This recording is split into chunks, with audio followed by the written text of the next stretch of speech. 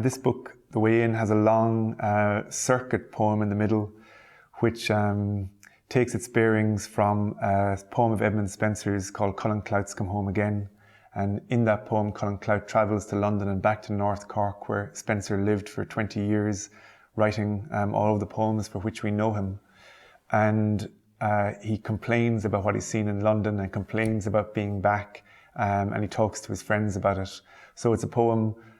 which I've adapted for a circuit which starts in Manchester and, reversing it, returns to Kerry and Cork and Dublin and Galway, and then cycles its way back to Manchester. But one of the other poets and poems that's at the back of it is Austin Clarke, whose circuit poems in the 1920s are among my favourites of his work, when he tours Ireland in the newly independent state, trying to find his way around and adapting old forms himself as he does so. And of course, Clarke, like Thomas MacDonagh, was part of that very literary revolutionary generation in UCD who made such a difference to how we make poems in Ireland. The poem that I'm going to read from that is called Ruin, and it's a sort of adaptation of Yeats's The Tower, and it visits Tourballylee, where the tower for the last number of years has been in a sadly derelict state. Arriving in the dark, a low satellite gleams like a high window above the orchard.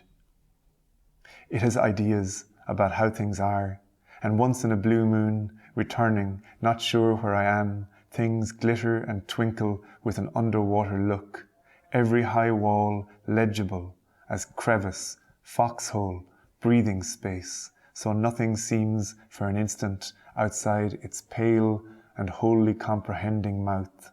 like the well-bred voice which would correct every accidental left or right,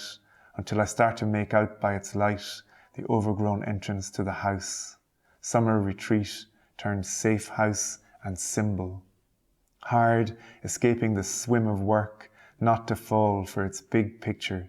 bumping into the glassy fact of slow thought becoming a long life. It lights up around the sagging, blue-tacked A4 sheet headed OPW, and the sign for visitors which bars entrance to the tower's kitchen garden, whose apples are dry and sweet. In the long grass, shadows falter where a path breaks in,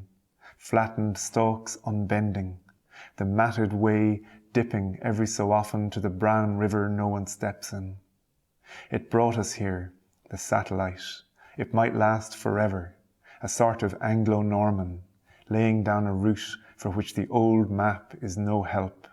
its flash visible from the black and watery meadow that keeps being gone back to, the old names hovering behind its aspirations.